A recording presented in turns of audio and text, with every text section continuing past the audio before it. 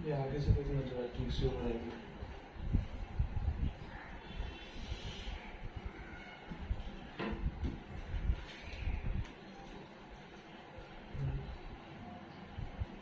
आ गए।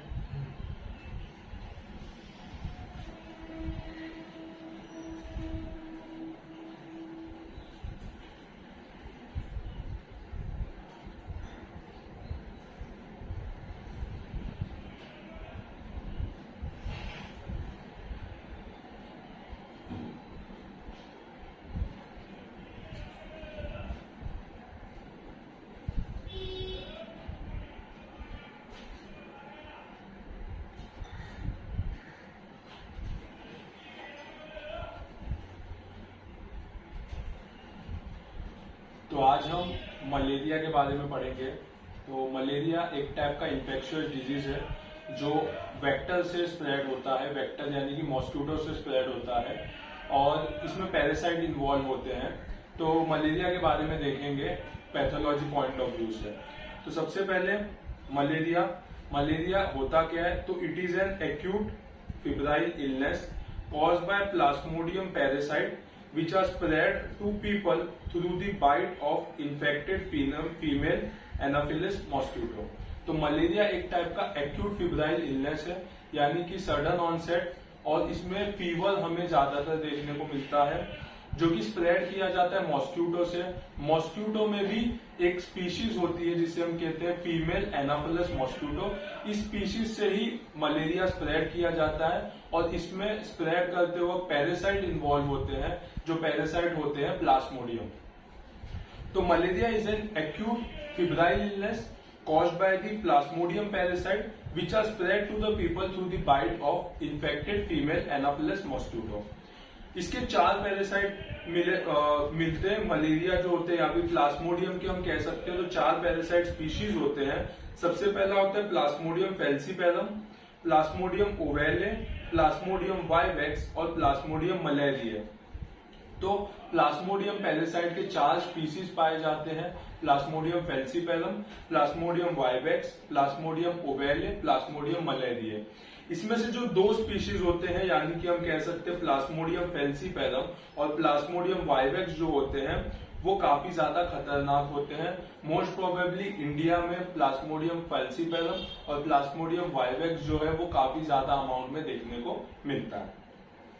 Plasmodium falciparum is the deadliest malarial parasite, most prevalent on the African continent। African continent में ज्यादा देखने मिलता है प्लास्मोडियम falciparum।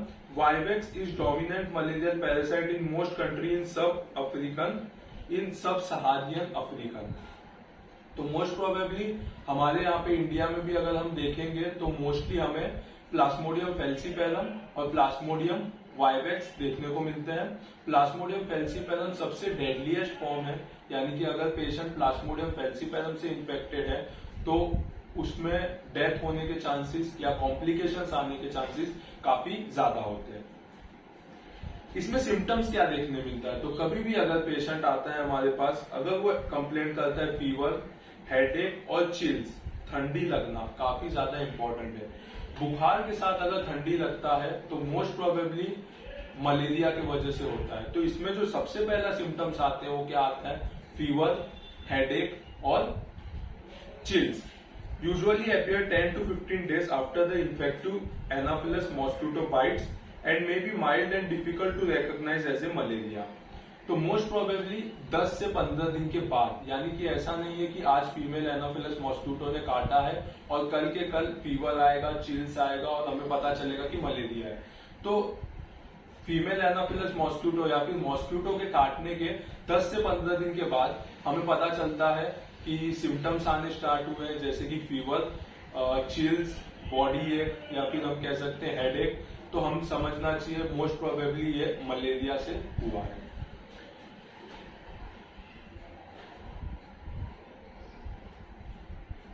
अगर हम प्लास्मोडियम फैल्सीपैरम मलेरिया में अगर प्लास्मोडियम फैल्सीपैरम को हमने ट्रीट नहीं किया ठीक से तो क्या होता है? सीवियर इलनेस होता है जिसकी वजह से डेथ भी हो सकता है विद इन 24 आवर्स। तो मोस्टली अगर प्लाज्मोडियम फैल्सिफेरम से इन्फेक्टेड है पेशेंट और अगर उसका ट्रीटमेंट ठीक से नहीं किया जाए तो कॉम्प्लिकेशंस आने के चांसेस या फिर डेथ रेट जो है वो काफी ज्यादा हो सकता है। इसके बाद हम देखेंगे life cycle of malarial parasite. तो life cycle of malarial parasite काफी इंपॉर्टेंट चीज है, हमें पता होना काफी ज्यादा जरूरी है कि जो मलेरिया है या फिर फीमेल एनाफिलस मॉस्किटो है वो कैसे इन्फेक्ट करते हैं ह्यूमन बीइंग को। तो इसमें सबसे पहला स्टेप होता है, अगर हम देखेंगे तो एक मॉस्किटो है फीमेल एनाफिलस मॉस्किटो जिसके बॉडी में स्पोरोजॉइड्स प्रेजेंट होते हैं जो कि मलेरिया के इन्फेक्शन को स्प्रेड करते हैं। तो स्पोरोजॉइड्स मॉस्किटो के सलाइवरी ग्लैंड में प्रेजेंट होते हैं। अगर मॉस्किटो है उसके अंदर मलेरिया का इन्फेक्शन या स्पोरोजॉइड्स है और वो आके ह्यूमन बीइंग को काटता है या फिर एक ह्यूमन बीइंग को काटता है तो क्या होता है, तो होता यह है कि जैसे ही वो ह्यूमन बीइंग को काटता है तो वो जो मॉस्किटो होता है वो स्पोरोजॉइड्स जो होते हैं वो पेशेंट के बॉडी में डिपॉजिट करते हैं, यानी कि ब्लड स्ट्रीम में या स्किन में वहां पे डिपॉजिट किया जाता है। डिपॉजिट होने के बाद क्या होता है कि वो जो स्पोरोजॉइड्स होते हैं वो जाते हैं लीवर के पास। क्या पे जाते हैं? लीवर के पास जाते हैं। विद इन 24 to 48 आवर्स के अंदर ही वो लीवर के पास जाते हैं और वो क्या करते हैं, लीवर के सेल्स को इन्फेक्ट करते हैं। वो लीवर में जाते हैं, लीवर के सेल्स को क्या करते हैं, इन्फेक्ट करते हैं। लीवर में स्पोरोजॉइड्स जो होता है वो रिलीज किया जाता है। स्पोरोजॉइड्स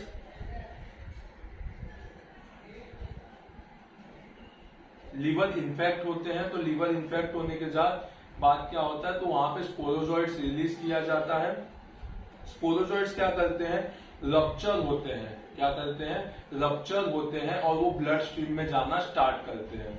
तो ये जो साइकिल होता है जहां पे मॉस्किटो ने काटा है और वहां से लेके ब्लड स्ट्रीम तक जाने तक का फेज होता है, उसे हम कहते हैं एक्सो इरिथ्रोसाइटिक साइकिल। क्या कहेंगे, एक्सो इरिथ्रोसाइटिक साइकिल।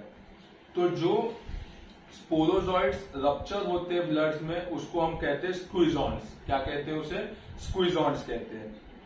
उसके बाद क्या होता है, तो उसके बाद ब्लड स्ट्रीम में जाने के बाद वो जो स्क्विजॉन्स होते हैं वो स्क्विजॉन्स क्या होते हैं, वो डेवलप हो जाते हैं इमैच्योर ट्रोपोजॉइड्स में।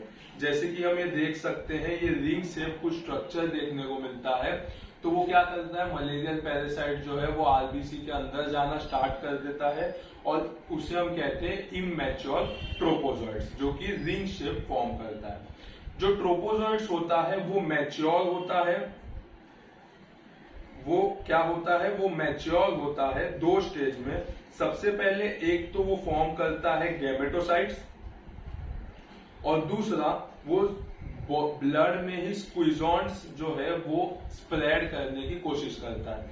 तो स्क्विजॉन्स जो होते हैं वो ब्लड में स्प्रेड होते हैं, नहीं तो इमैच्योर ट्रोपोजॉइड्स मैच्योर ट्रोपोजॉइड्स में जाके गैमेटोसाइट्स बनाना स्टार्ट कर देता है। गैमेटोसाइट्स बनाने के बाद वहां पे दो गैमेट्स आ जाते हैं, एक मेल गैमेट और एक होता है फीमेल गैमेट। ये दो गैमेट्स प्रेजेंट हो जाते हैं, एक मेल गैमेट और दूसरा होता है फीमेल गैमेट। जब सेकेंड टाइम कोई भी मॉस्किटो ह्यूमन बीइंग को काटता है तो काटने के साथ साथ जो ये गैमेट्स होते हैं या फिर जो गैमेटोसाइट्स होते हैं ये क्या होते हैं, मॉस्किटो के अंदर चले जाते हैं।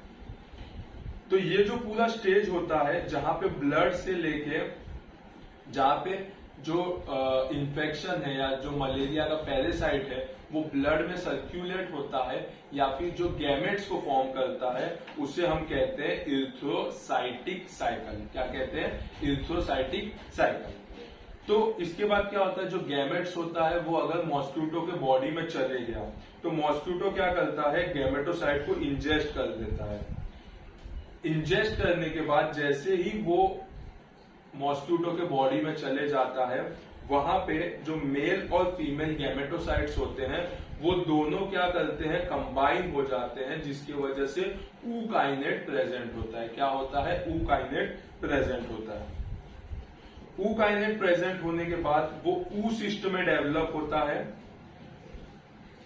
और ऊसिस्ट क्या होता है, ऊसिस्ट जो होता है वो आके सलाइवरी ग्लैंड में डिपॉजिट हो जाता है, जहां पे स्पोरोजॉइड्स रिलीज किए जाते हैं oocytes में से।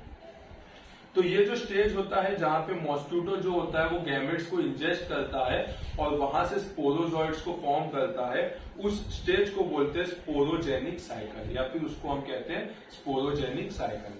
तो इसमें 3 स्टेज या 3 साइकिल होते हैं। एक तो होता है एक्स इरिथ्रोसाइटिक साइकिल, दूसरा होता है इरिथ्रोसाइटिक साइकिल और तीसरा होता है स्पोरोजेनिक साइकिल।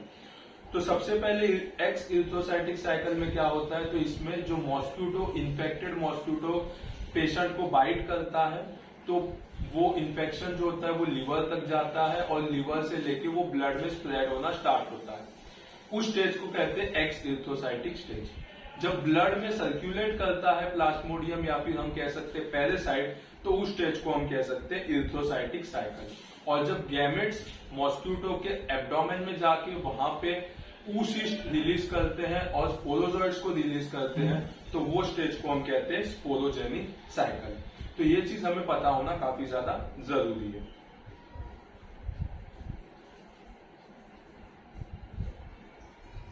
तो कैसा होता है, तो malaria infection begins when the female Anopheles mosquito bytes the person injecting Plasmodium parasites in the form of sporozoites into the blood stream. Blood stream में स्पोरोजॉइड्स जो होता है वो इंजेक्ट किया जाता है।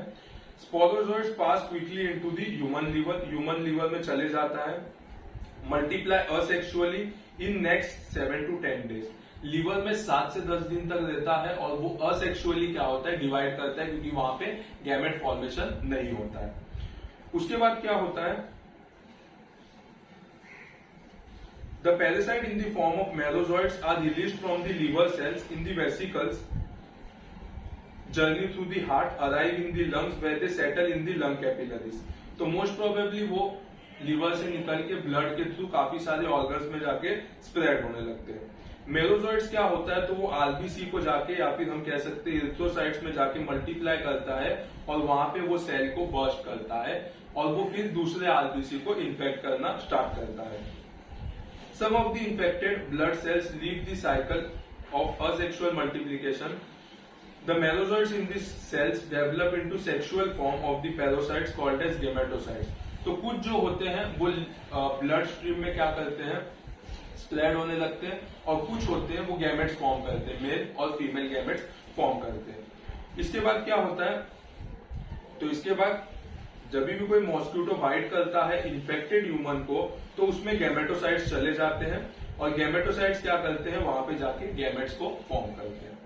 गैमेट्स को फॉर्म करने के बाद क्या होता है, तो the fertilized female gamete develop into actively moving ookinets that burrow through the mosquito midgut wall and form oocyst। वहां पे क्या होता है, oocyst फॉर्मेशन होता है मॉस्क्यूटो के गट में या फिर हम कह सकते हैं एब्डोमेन में। उस एक oocyst जो होता है उसके अंदर बहुत सारे स्पोरोजॉइड्स प्रेजेंट होते हैं। तो ये स्पोरोजॉइड्स क्या करते हैं, मॉस्क्यूटो के सलाइवरी ग्लैंड तक जाके ट्रैवल करते हैं और वहां से वो मॉस्क्यूटो जो होता है वो मलेरिया का पैरासाइट या फिर हम कह सकते हैं मलेरिया को स्प्रेड करता है। तो the cycle of human infection begins again when the mosquito bite the another person. तो इस तरह से जो साइकिल है वो रिपीट होते रहता है। तो इसमें टोटल 3 साइकिल्स आते हैं, exoerythrocytic cycle, erythrocytic cycle and sporogonic cycle.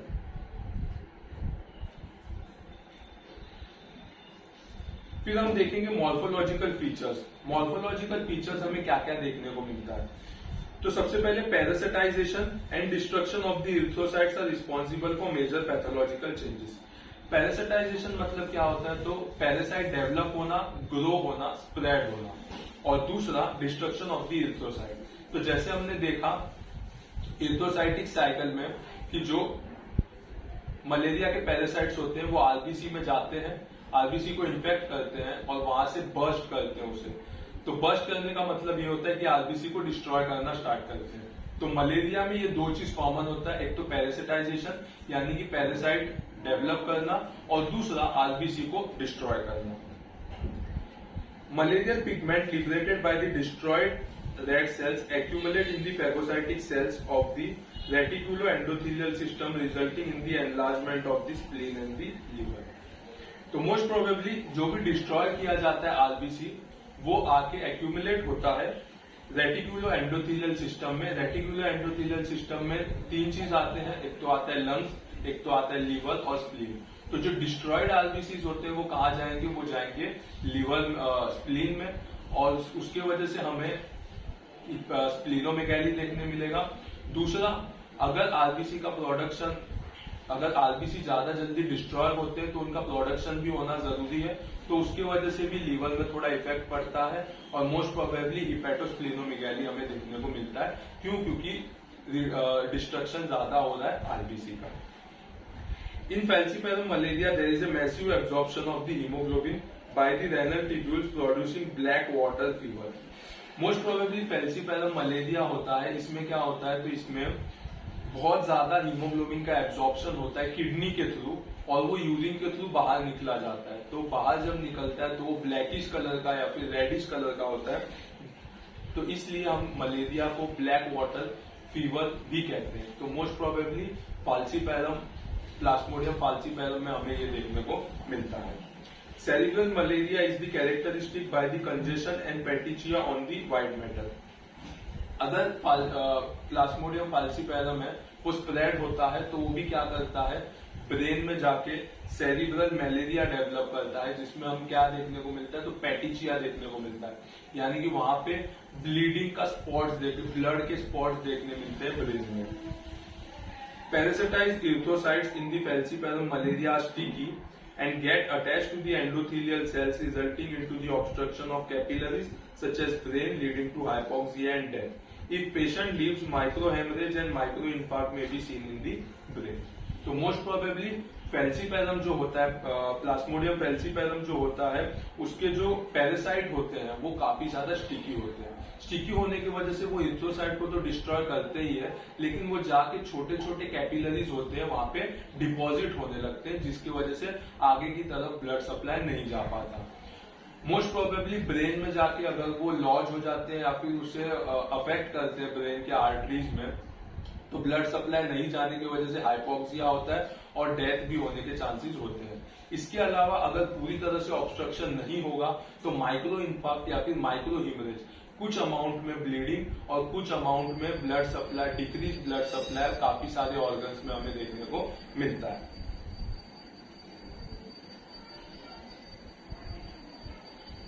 Diagnosis कैसे करेंगे मलेरिया का?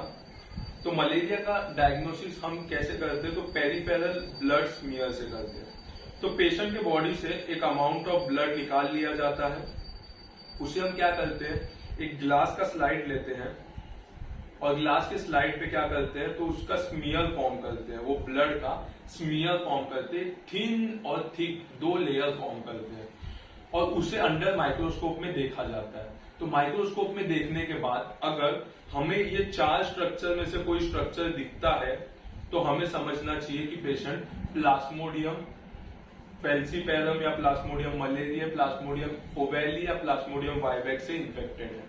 तो मोस्ट प्रोबेबली अगर हम देखेंगे पेरिफेरल स्मीयर, अगर हम देखेंगे तो हमें कुछ इस तरह से दिखेगा कि प्लाज्मोडियम फेल्सीपैरम जो है उसमें कुछ ये इस टाइप के जो है स्ट्रक्चर आपको देखने को मिलेंगे। प्लाज्मोडियम मलेरिया में थोड़े बहुत ओवल जैसे, प्लाज्मोडियम ओवेली में बड़े स्ट्रक्चर देखने को मिलेंगे ओवल शेप के, और प्लाज्मोडियम वाइवेक्स में कुछ इस तरह से स्ट्रक्चर हमें माइक्रोस्कोप के थ्रू देखने को मिलेगा। तो पेरिफेरल ब्लड स्मीयर यानी कि ब्लड का स्मीयर फॉर्म करते हैं थिन और थिक स्लाइड पे, और फिर अंडर माइक्रोस्कोप देखा जाता है, और अगर इसमें से कोई स्ट्रक्चर दिखता है तो हम कहते हैं कि पेशेंट को मलेरिया है। उसके अलावा अगर हम देखेंगे तो कुछ इस तरह से स्ट्रक्चर देखने को मिलते हैं हमें माइक्रोस्कोप में, जैसे कि ये देख सकते हैं कि ये जो ब्लू कलर में हमें देखने को मिल रहा है, ये जो यहाँ पे है, या फिर ये ब्लू कलर के बीच में जो देखने को मिल रहा है, इसे हम कहते हैं स्क्विजॉन्ट्स। क्या कहते हैं? स्क्विजॉन्ट्स कहते हैं। दूसरा, कुछ इस यहाँ साइड पे हमें देखने को मिल रहा है इमैच्योर ट्रोपोजॉइड्स, तो इसे हम कहते हैं रिंग शेप ट्रोपोजॉइड्स या फिर इमैच्योर ट्रोपोजॉइड्स। उसके साथ साथ अगर हम ये साइड में देखेंगे तो ये हमें गैमेटोसाइट्स देखने को मिलते हैं। क्या देखने को मिलते हैं? गैमेटोसाइट्स देखने को मिलते हैं। तो इस तरह से अगर हम ब्लड अंडर माइक्रोस्कोप देखेंगे तो मलेरिया के पेशेंट में स्क्वीजॉन्स, इमैच्योर ट्रोपोजॉइड्स और गैमेटोसाइट्स हमें देखने को मिलता है।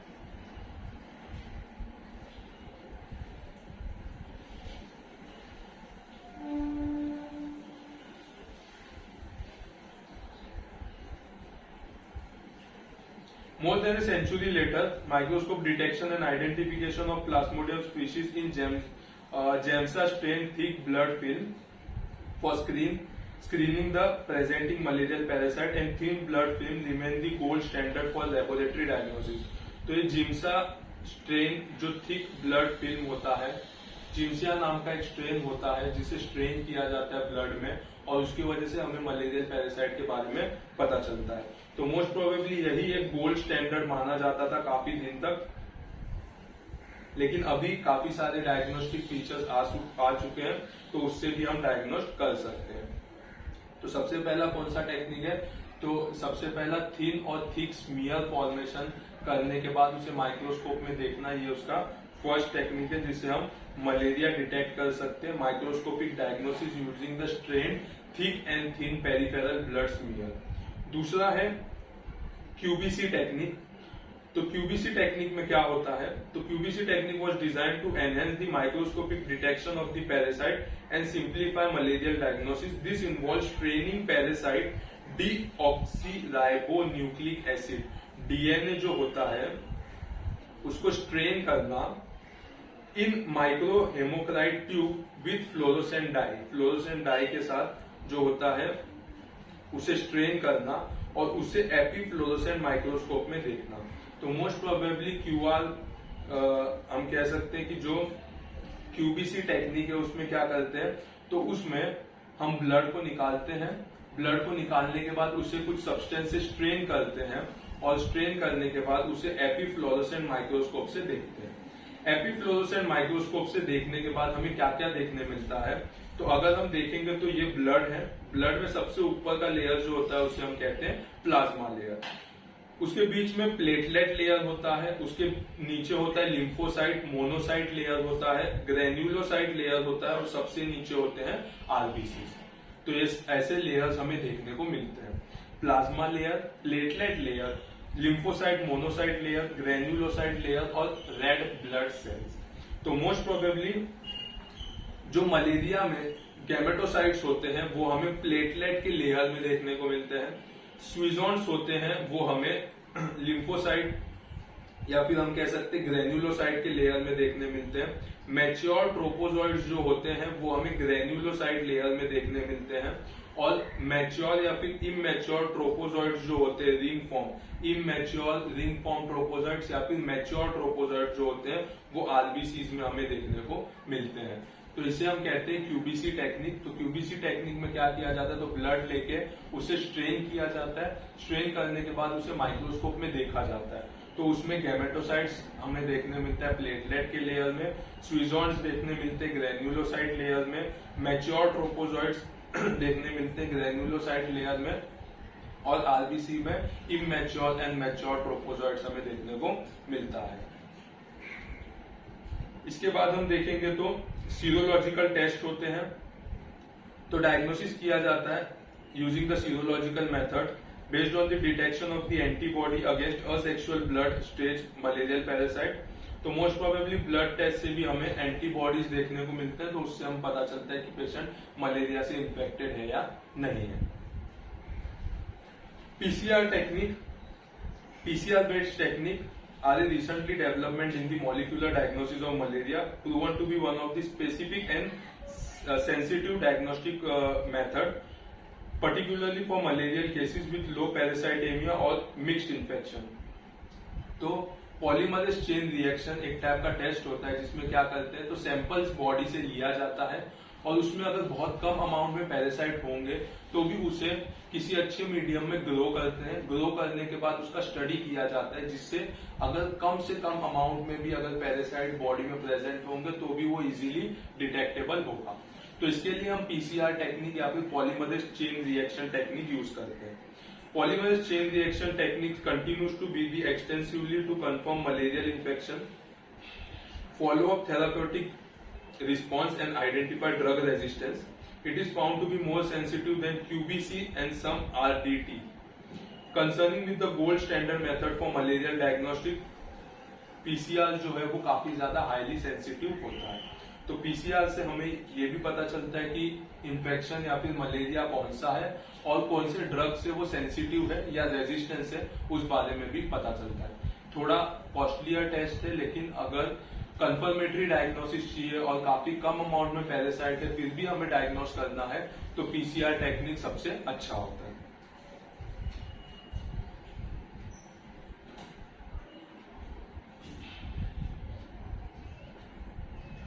तो सबसे अच्छा पीसीआर टेक्निक है, वो काफी अच्छा टेक्निक होता है for the detection of the malaria.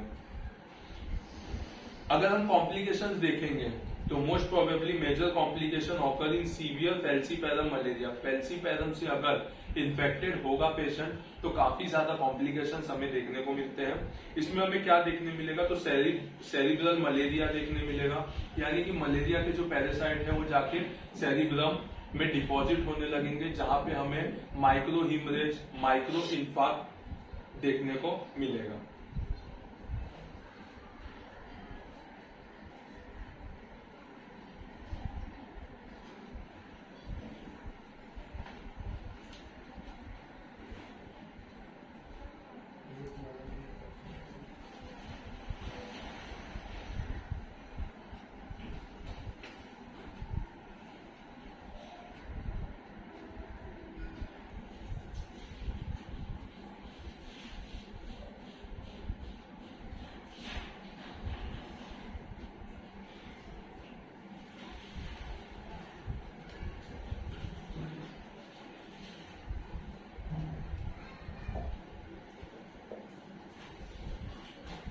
तो अगर प्लाज्मोडियम फेल्सीपैरम इस पैरासाइट से इन्फेक्टेड होंगे तो कॉम्प्लिकेशंस हमें देखने मिलता है।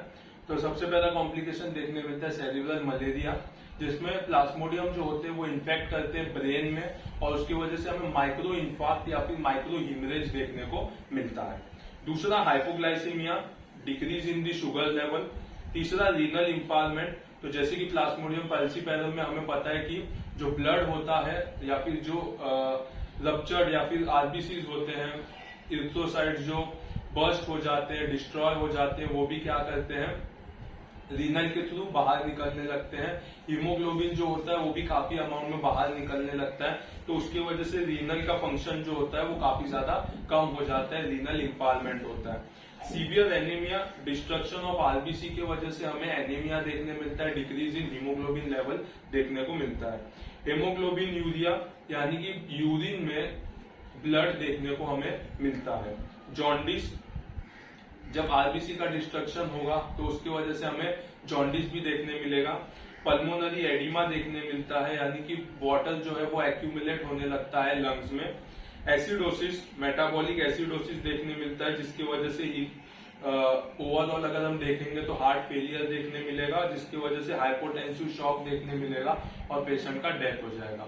तो मोस्ट प्रोबेबली प्लाज्मोडियम फेल्सीपैरम है, बहुत ही डेडलीस्ट फॉर्म में रहता है मलेरिया का, जिसमें हमें काफी सारे कॉम्प्लिकेशन देखने मिलते हैं, जैसे कि सेरिब्रल मलेरिया हुआ, हाइपोग्लाइसेमिया, रीनल इम्पायरमेंट, एनीमिया, यूरिन में ब्लड देखने मिलेगा, जॉन्डिस देखने मिलेगा, जिसकी वजह से क्या होता है, हार्ट फेलियर होता है और पेशेंट शॉक में लैंड अप करता है, जिसकी वजह से पेशेंट का डेथ होने के चांसेस काफी ज्यादा होते हैं।